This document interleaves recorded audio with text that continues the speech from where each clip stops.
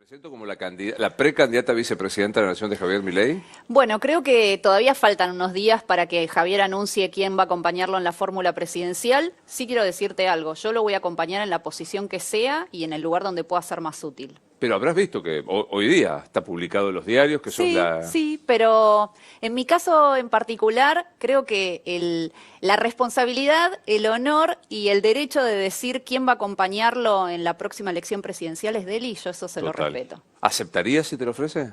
Sí, por supuesto. Es un honor para cualquier ciudadano y es una gran responsabilidad en el momento crítico que vive la Argentina. Está muy bien. Yo esta pregunta que voy a hacerte ahora generalmente la dejo para el final porque he entrevistado muchas veces al que se lo hago, pero con vos lo voy a hacer de movida. ¿Quién sos? Soy una argentina orgullosa de haber nacido acá, que puede estar enfrentando la mayor prueba que un ciudadano puede enfrentar en su país, que es representar a los ciudadanos y de lo cual estoy honradísima. Voy hasta donde me dejes porque soy respetuoso de las intimidades. ¿Decís edad o no decís? Sí, tengo 48 años. Me encantaría tener 38, pero bueno. Parecen, ¿eh? O sea, parece de 38. Qué suerte. ¿Y cuándo ingresaste a la política? En realidad, en la política partidocrática, hace 1 año y medio con Javier Milei, cuando integramos la fórmula en la Ciudad de Buenos Aires de La Libertad Avanza. Pero me dedico a la política desde tiempos inmemoriales. Me encanta la política, en mi casa se hablaba de política, había mucha difusión de bibliografía, así que siempre estuve interesada y en lo puntual, si te tuviera que decir, fue cuando en el 2006 creamos la Asociación Civil Centro de Estudios Legales sobre el Terrorismo y sus Víctimas, que representó a las víctimas del terrorismo de la década del 70, que son las únicas víctimas que en nuestro país no tienen el reconocimiento de sus derechos humanos. Mi familia fue víctima del terrorismo. Contame un poco. Mi papá estuvo en una unidad militar que en democracia estuvo tomada por el ERP, por el Ejército Revolucionario del Pueblo, y fue torturado torturado y por supuesto secuestrado hasta que esa unidad militar se liberó al día siguiente. Esto ocurrió durante el año 73 en el gobierno de Lastiri. Y mi abuelo tuvo 4 tentativas de bomba. Mi abuelo era historiador naval, es el contraalmirante más destacado en la historia, en el estudio de la historia naval en la Armada Argentina, y tuvo 4 tentativas de bombas de montoneros cuando yo era muy chiquita. Y la verdad que nosotros no perdimos un familiar, no resultamos heridos, pero conocimos el terrorismo de primera mano. Y yo conocía a argentinos y extranjeros que perdieron un papá, una mamá, un hermano, un hijo, y que no tienen justicia hasta el día de hoy, porque en Argentina hablar de estos temas es políticamente incorrecto, es tabú. Y cuando decidimos crear el Centro de Estudios Legales sobre el Terrorismo y sus Víctimas, mi objetivo siempre fue que estas personas logren sus derechos humanos, logren el reconocimiento y que cada uno después ejerza el que quiera. Estás hablando de 2006, empezaste a trabajar. En el año 2006. ¿Tu viejo sobrevivió a la tortura? Sí, por supuesto, sobrevivió. Bueno, formó su familia, yo nací después y falleció hace 2 años. Ahora se van a cumplir 2 años y nada, me encantaría que me viera en este momento de mi vida, ¿no? Vos dijiste la política partidocrática, sonó despectivo la partidocracia. No, porque me dediqué a la política, pero no estaba en un partido político. Entonces, era una ciudadana, por supuesto, que participaba en cuestiones políticas, pero no me había presentado en ninguna candidatura, no me había afiliado a ningún partido, por eso hablo de lo partidocrático, porque Claro. vos podés hacer política, pero no estar dentro Sin del estar, sistema claro, político. Total. ¿Te queda cómodo que te digan que sos de derecha? Mirá, es que en Argentina parece que si vos defendés determinadas ideas, sos un satanás. Y la realidad es que si vamos a estar defendiendo la corrupción, el robo, el pasarle por arriba a las instituciones del Estado, si vamos a estar defendiendo todo eso y todo eso va a ser el statu quo de la política, y definitivamente soy de derecha en el sentido de que yo no estoy de acuerdo con ese tipo de cosas de ninguna manera. Cuando hablaste de las víctimas del terrorismo, se te achaca que negás la existencia del terrorismo de Estado. Yo lo que hago es poner en el foco de la luz a personas que fueron eliminadas de la historia simplemente porque fueron secuestradas, asesinadas, heridas, torturadas por miembros de organizaciones armadas que desde el 83 hasta acá integran el Estado. Lógicamente, soy la que contradice la visión única de que acá solo hay unas víctimas y el resto de la sociedad no existió. No, a mí me parece que es absolutamente obvio. Y para mí hay que hablar de todo. Ahora, obvio. ¿por qué yo hablo de las víctimas con tanto énfasis? Porque son las únicas que no tienen verdad, justicia, reparación. En el Día de la Memoria no se las recuerda. En el Museo de la Memoria no están. No hay registro de ellas. No nacieron. Y no es verdad. Entonces lo que quiero es igualdad ante la ley. Quiero que sean reconocidas. Quiero que tengan un lugar en la memoria pública.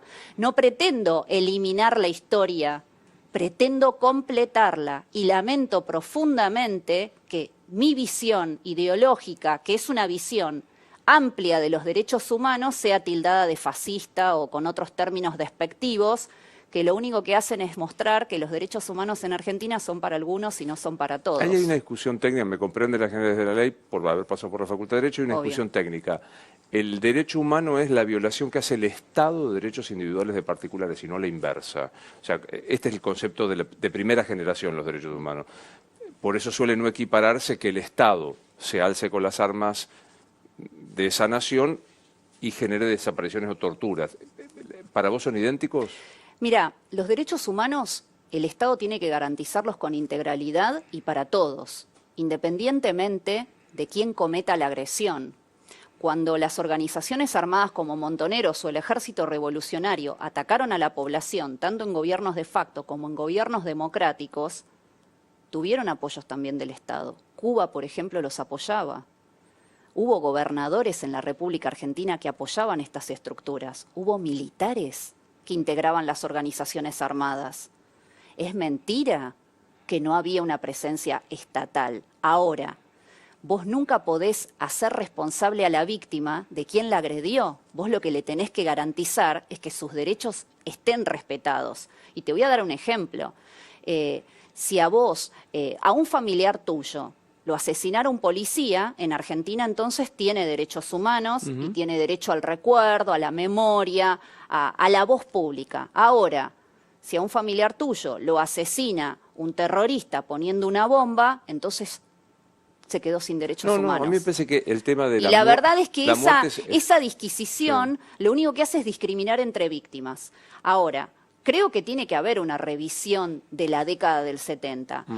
No me parece que estemos hablando de cuestiones tan serias y que han tenido tanta importancia para nuestro país con la liviandad con la que se hace. ¿Y qué quiero decir con esto? Que si una persona murió poniendo una bomba, después no puede figurar como víctima en el Parque de la Memoria. Y eso pasa, porque eso ofende la memoria de las verdaderas víctimas. Esa no era víctima, era una persona que puso una bomba. Y te voy a dar un ejemplo. ¿Ni aún cuando murió es víctima? Pero ¿y si murió por la bomba que puso? No, habló de la desaparición de personas. Pero en ese caso sí, nadie lo niega. Pero condenás las desapariciones. Pero es que nadie niega eso. Soy abogada, sí, condeno la comisión de cualquier delito. ¿Cómo no la voy a condenar? Ahora, me parece una obviedad tener que estar dando como prueba de pureza ideológica o de pureza jurídica constantemente. Yo no vi jamás que le pregunten a ningún familiar de terroristas, de los tantos que hay en el gobierno, en el actual y en los anteriores, yo no vi jamás que se le pregunte, bueno, pero tus padres eran terroristas, vos entendés lo que estaban haciendo, ¿no? Yo no veo nunca ese tipo de disquisiciones y no entiendo por qué se le hacen esas disquisiciones a quien es víctima o a quien representa víctimas. O sea, es pedirle explicaciones a la mujer violada por la violación que sufrió. Decís a la cantidad de terroristas o de familiares terroristas que están en el gobierno, ¿a quién te referís concretamente? Me refiero a muchos contemporáneos míos que tienen sus familiares que integraron organizaciones armadas, desde Cabandier, Berta, en su momento Donda, Pietragala, y que las historias no siempre son como las cuentan. Y a mí me parece grave eso. ¿Te referís a las historias de ellos? Decís que algunas de ellos sí, Guado de Pedro. Perdón, ¿qué hay con Guado de Pedro? No, en general, o sea, te estoy hablando de los 5 que recuerdo así más rápidamente. Por ejemplo, en el caso de Pietragala. La mamá de Pietragala muere en un enfrentamiento armado. El papá de Pietragala muere por la AAA. A mí me gustaría que se contaran las cosas con la exactitud que se me reclama a mí al hablar de las víctimas del terrorismo. ¿Pero por qué? Porque hay matices. ¿Eso significa que una persona está bien que sea asesinada por la AAA? No, si claro. la AAA es la única organización terrorista de la década del 70 considerada como terrorista. Porque sí, Donda fue apropiada, Guado murió Por en un supuesto, pero es que yo no hago responsable jamás a los hijos de los crímenes que pudieran o no haber cometido sus padres. Jamás hago responsable a los hijos. Pero casualmente no es lo mismo ser hijo de una persona que la volaron con una bomba que ser hijo de una persona que integró una organización armada que cometía actos de terrorismo en democracia. Me parece que hay un mundo entre ambas afirmaciones. ¿Eso hace culpable al hijo? No, Luis, por supuesto que no lo hace culpable al hijo, pero sí me gustaría encontrar en algún momento un sinceramiento de ciertos sectores, principalmente los de extrema izquierda, que en este país exudan derechos humanos, reclaman respeto a los derechos humanos y que no tienen la sinceridad de admitir las cosas. En la visión histórica, ¿el indulto y las leyes de obediencia debida y punto final estuvieron bien para vos? Para mí no. Y te voy a ser muy franca, ¿por qué? Eso le impidió a las víctimas del terrorismo tener justicia, porque luego eso encadenó los indultos que hubo también para los terroristas. Fue toda una circunstancia jurídica en la cual la consecuencia fue que 17.380 ciudadanos argentinos y extranjeros no tuvieran el reconocimiento de sus derechos humanos. La historia no se contó con simetría y no se juzgó con simetría. ¿Por qué? ¿Tiene sentido discutir si fueron 30.000 o 8.000? Para mí sí tiene sentido porque defiendo la verdad aunque no me guste. Entonces, si no fueron 30.000, ¿por qué estamos afirmando algo que no es verdad y que el terrorista que incluso inventó la cifra, que es Luis Labraña, lo admite? Si la cifra Graciela Fernández Meijide la estipuló en 7.954 personas, acá cerca tenemos el Parque de la Memoria. En el Parque de la Memoria hay 8.751 nombres. En el Registro Único de Víctimas del Terrorismo de Estado, que es un registro estatal, hay 8.700 personas. Entonces, ¿por qué admitimos una cifra? ¿Por qué toleramos que se nos mienta así en la cara? Si fueses vicepresidenta, ¿impulsarías alguna ley de reparación para las víctimas del terrorismo? Yo creo en la igualdad ante la ley, así que yo creo que tiene que haber reconocimiento para las víctimas del terrorismo. Pero de nuevo, cada víctima puede ejercer el derecho que quiere. Hay víctimas que no quieren la indemnización, quieren la memoria, quieren la justicia, quieren saber quiénes y por qué las agredieron. ¿Por qué el Estado, en democracia, les niega ese derecho? ¿Estela de Carlotto es, para vos? Es la madre de una combatiente de Montoneros, de una terrorista. ¿Le reconoces algún esfuerzo histórico por seguir peleando en la justicia por la desaparición de su hija? Le reconozco un rol político fundamental para asentar la parcialidad que vivimos en este tema.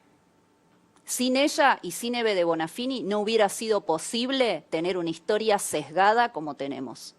No hay en las marchas, yo creo que se dividen en dos, la pelea durante el proceso con marchas, con presencia y con reclamar la justicia. ¿No hay nada de rescatar de eso?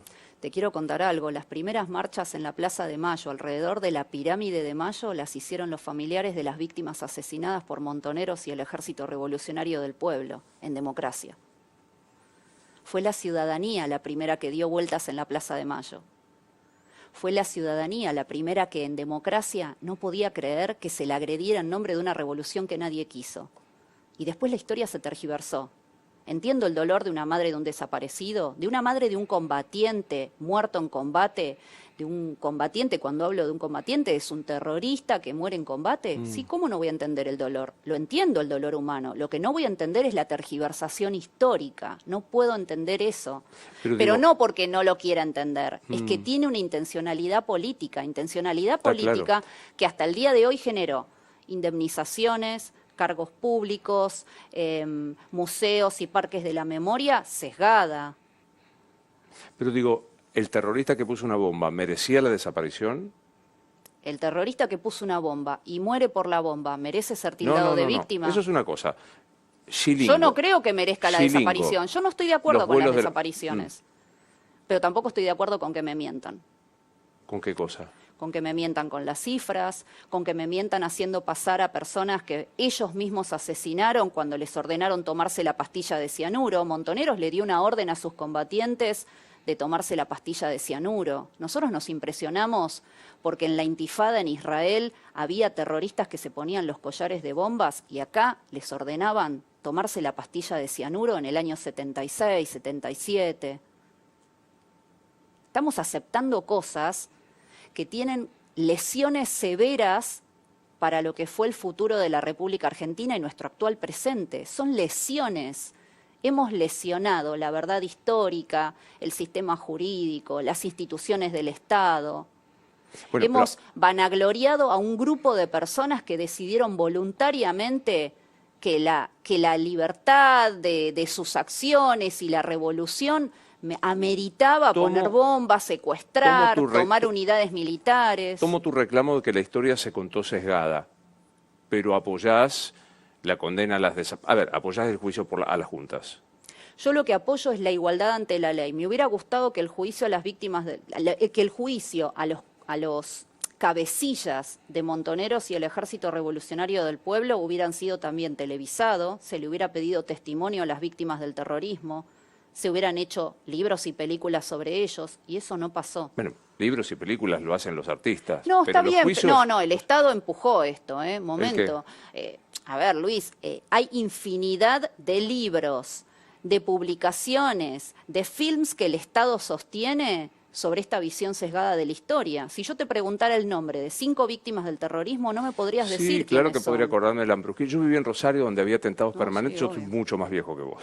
No se nota, por suerte 13, para vos 14, tampoco. Digo, claro que lo sé. Pero a mí me impacta que solo estás dispuesta a condenar la atrocidad de la desaparición de personas si analizamos lo que le hicieron a la hija de Lambrusquini. Y una cosa no tiene que ver con la otra. Para mí tiene que ver en el momento en el que el Estado desde hace 40 años sostiene una visión sesgada de los hechos y una violación de derechos humanos, porque en el momento en el que vos le denegás la justicia, el derecho a la verdad y el derecho a la reparación a una víctima, le estás violando sus derechos, y por el otro lado, todo el esfuerzo estatal ha estado dispuesto a sostener una versión de la historia, una versión que necesita su complementación. No hubo solo una parte de la sociedad habilitada a sentir dolor o que ha sufrido el dolor. Claro. Fue toda la sociedad. ¿Eso significa que yo tolero abusos del Estado, tolero la comisión de delitos? No, soy abogada. La pregunta es si condenás. Sí, los condeno, pero no caigo en la trampa de eliminar a mis víctimas, que son las víctimas de todo el pueblo argentino, de la visión pública. Claro. ¿Te queda cómodo definirte como liberal, como le gusta a Javier Milei?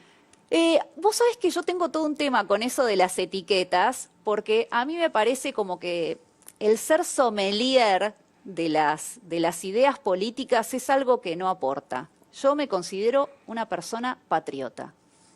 No me interesa en algunas cosas. Patriota es una etiqueta. Sí, pero me debo a la patria, me debo a Argentina. Mi visión siempre estuvo pensando en Argentina. Entonces, en algunas cosas puedo ser más conservadora, en otras puedo ser más liberal o más libertaria. Pero la verdad que lo que me define es que soy argentina. ¿El Estado debe prestar salud pública?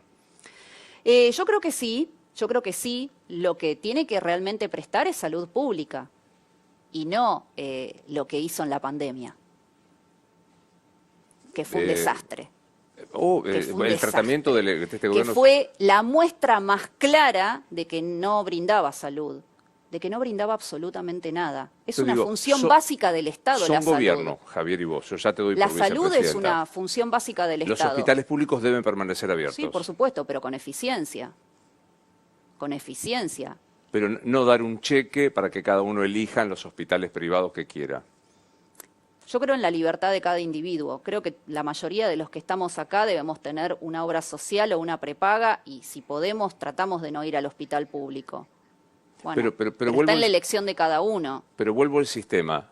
Va a haber hospitales públicos tal cual, sustentados por los aportes de Pero los impuestos. sí está, pero eso es una función del Estado. Bueno, pero lo pregunto porque No, bueno, Javier propone otro. No, pero es que no ¿Debe haber venimos. escuela pública? No, es que no venimos. Sí, hay escuela. Va a haber Pero escuela pública, sí. sí, Y pero, esta idea de el dar sistema de los vouchers y demás Sí. son propuestas que están dentro de las medidas de tercera generación. Nosotros en el equipo de La Libertad Avanza, y eso lo explicó Javier en infinidad de veces, y de hecho te lo explicó cuando vino acá, Sí. hay medidas de primera generación, de segunda y de tercera.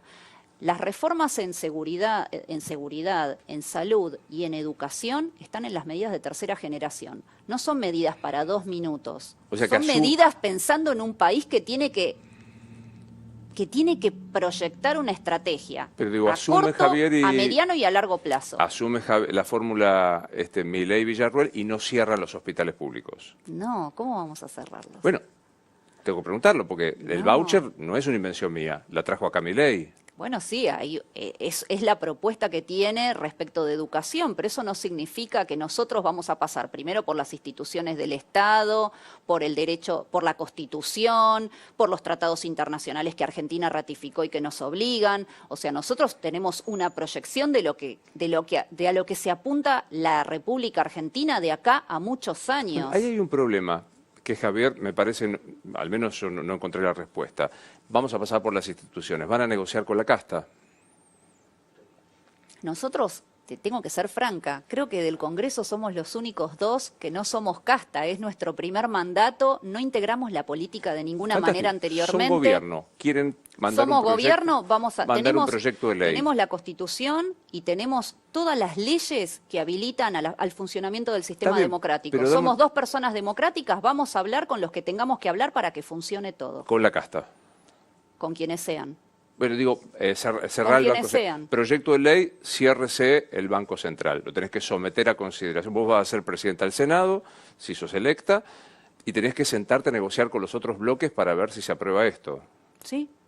¿Y si no se aprueba? Arbitraremos qué otras medidas tenemos dentro del ¿Cuáles? sistema democrático. Bueno, Javier habla mucho de la consulta pública. Hay que pasarla por el Congreso. Por supuesto, sí. Yo creo que hay que simplemente, a ver, yo soy abogada, entonces para mí lo que está escrito son las reglas que vos tenés de empeñamiento dentro de una situación, o sea, es lo que vos podés hacer dentro de una situación. Respetando el sistema democrático, nosotros vamos a tratar de explicarle, primero al pueblo hay que explicarle al pueblo argentino cuáles son nuestras ideas y cuál es el país que proyectamos. Un país en el cual no puede haber el nivel de corrupción que hay actualmente en clarísimo. cualquier cuestión. Un país en el cual estamos debatiendo las medidas cautelares de la Corte porque hay tipos que se creen que viven en un feudo y entonces sienten que se pueden perpetuar por los siglos de los siglos en un cargo público. ¿Te parece razonable la medida de la Corte de Tucumán Sí, y me San parece Juan? razonable primero que es el control de constitucionalidad de los actos de gobierno, la Corte Suprema. Entonces, el Poder Judicial, ¿no? Entonces, me parece fundamental que estemos controlando lo que hace el Poder Ejecutivo y lo que hacen los políticos en general. Segunda cuestión, no vivimos en un sistema feudal. Entonces, no estoy de acuerdo per se, claro. no estoy de acuerdo per se con que un gobernador o un vicegobernador que pasó a ser gobernador, que quiere ser vicegobernador el primer y que periodo de la vieja Constitución. esto es la regla del comodín. Quieren jugar con el comodín en el sistema político completo y girar y girar y girar de un cargo en otro. Uñaki y Mansur tienen voluntad feudal. Y sí. Bien. Pero no fueron los únicos, está lleno de feudos en la Zamora, República Argentina. Infran. Pero vuelvo Por al eso, otro y no es la sistema. primera medida. Proyecto base de la economía, cerrar el Banco Central. Mandas un proyecto de ley, no tiene mayoría. Haces una consulta popular, no te la aprueban en el Congreso. ¿Y entonces? Mirá, yo te soy franca, miro con bastante esperanza todas las medidas que proyectemos porque en 1 año y medio Javier Milei sentó las bases del discurso económico de este país. No hay sector de la oposición y del oficialismo que no copien de alguna manera lo que él está planteando. Entonces, la verdad que creo que explicándole a la sociedad y planteando lo que nosotros proponemos y los efectos que tendría lo que proponemos, no creo que haya tanto impedimento. Es la voluntad popular la que nos entronizaría, la que nos pondría en ese lugar. Pero suponete que se da al revés porque el pueblo no delibera sino a través de sus representantes. Se da al revés en los representantes. No hay plafón para cerrar el Banco Central. ¿Admitirían no tener mayoría? Hay distintas opciones de reforma del Banco Central. ¿Por ejemplo? Bueno, yo no soy economista, así que ahí es evidente que no te lo voy a explicar con la solvencia que te lo puede explicar Javier, pero hay 7 distintas opciones. Javier propugnaba la más pura, que era la banca Simon y la competencia de monedas. Banca libre o banca Simon y la competencia de monedas. Esa es la más pura de todas las opciones. Hay 7 antes. Entonces, bueno, hay distintas posibilidades para llegar a una reforma del Banco Central. Es decir, que están dispuestos a negociar con el resto de los representantes, a los que, me acabas de decir, 255 diputados son casta, menos ustedes. Mirá, yo soy una persona que aún teniendo una posición sumamente definida en los temas de los que hablamos al principio, es una persona que sabe que tiene que hablar con otros, que convive en sociedad y que tiene que lograr que las cosas sean posibles, si no, no me puedo implicar en política. Y eso lo tenemos en claro los dos. ¿Hay alguien con quien no podrías tener diálogo del arco político? Hablaría con todos. Con el que no voy a tener acuerdo posible, por una razón de tipo moral, es con el que avala y sostiene la corrupción. No hay forma de que con esa persona... Cristina Kirchner me parece una persona que ha sido una tragedia para el país. De hecho, creo que hay que encontrar la manera de que la corrupción sea definida en este país y que aquel que ya está en un juicio oral y que ha tenido una condena en primera instancia, de alguna manera no continúe ejerciendo el cargo, más allá de que tiene la presunción de inocencia, por supuesto. Obvio. Y se la voy a reconocer siempre, sea ella o sea cualquiera. Es la garantía del sistema jurídico, la presunción de inocencia. Pero obviamente no estoy de acuerdo en que una persona esté ocupando un lugar de semejante importancia para el destino del país, en la cantidad de causas de corrupción, en el discurso, bueno, y ahí ya son otras cuestiones, en el discurso hasta violento que tiene.